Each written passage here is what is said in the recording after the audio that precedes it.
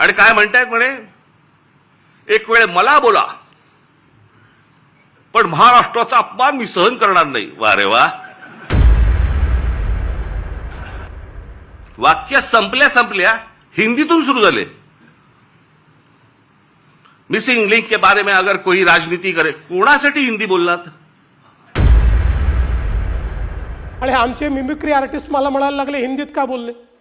पूर्ण भाषण मी मराठीतच केलं, पण मला काही अडचण नाही. ते आमचे मित्र आहेत आणि ते मित्र असल्यामुळे राजकारणात तर त्यांच्यापासून आम्हाला काही धोका नाही, पण आनंद आहे ते राजकारणात आहे. ते जर मिमिक्रीच्या क्षेत्रात गेले असते तर एकाही स्टँडअप कॉमेडियनला या ठिकाणी मार्केट राहिलं नसतं. जसा नानाभाऊ तुमच्यावर अन्याय होऊन राहिला तिकडे तसाच आहे. माननीय अध्यक्ष महोदय, अंतिम आठवडा प्रस्तावावर या ठिकाणी अतिशय जोरदार चर्चा झाली. अशा एकूण 32 सदस्यांनी या ठिकाणी या चर्चेमध्ये सहभाग घेतला. प्रामुख्यानं कायदा आणि सुव्यवस्था, शेतकऱ्यांचे प्रश्न यावर ही चर्चा उपस्थित करण्यात आली होती आणि वेगवेगळ्या प्रकारचे मुद्दे मांडण्यात आले. काही मोलाच्या सूचना देखील या ठिकाणी करण्यात आल्या.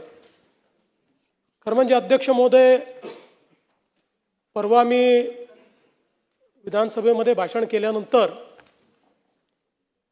अनेक लोकांना माझ्या भाषणाची मिरची लागली, पण अध्यक्ष महोदय, मी अतिशय स्पष्टपणे सांगितलं, मिसिंग लिंकवर जो काही त्या ठिकाणचा पूल आहे, केबल स्टेट ब्रिज आहे, त्या ठिकाणी जगातले सगळ्यात मोठे टनेल्स आहेत, याला एकही क्रॅक गेलेली नसताना, त्याचं काहीही नुकसान झालेलं नसताना 7,000 रुपये पाण्यात गेले, 7,000 कोटी पाण्यात गेले, 7,000 कोटी पाण्यात गेले. हा माझा अपमान आहे? महाराष्ट्राचाच अपमान आहे.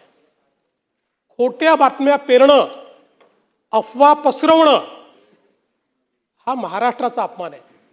पण मी बोलता बोलता त्या ठिकाणी हिंदीमध्ये बोललो, भाडे के टट्टू.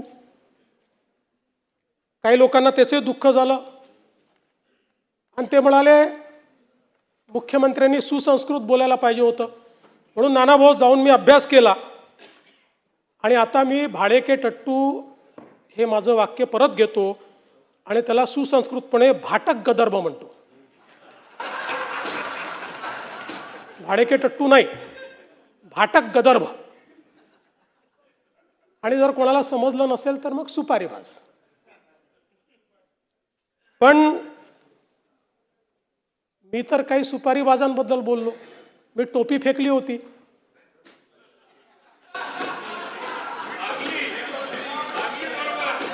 अनेकांना का लागली मला समजलंच नाही. अनेक लोकांना ती लागली. बरं ते जाऊ द्या. आता मी एक वाक्य हिंदीमध्ये बोललो. आता आशिषजी ते ज्यांना समजायला पाहिजे म्हणून बोललो, त्यांच्याऐवजी दुसऱ्यालाच मिरची लागली. आणि आमचे मिमिक्री आर्टिस्ट मला म्हणायला लागले हिंदीत का बोलले. पूर्ण भाषण मी मराठीतच केलं, पण मला काही अडचण नाही. ते आमचे मित्र आहेत आणि ते मित्र असल्यामुळे राजकारणात तर त्यांच्यापासून आम्हाला काही धोका नाही, पण आनंद आहे ते राजकारणात आहे.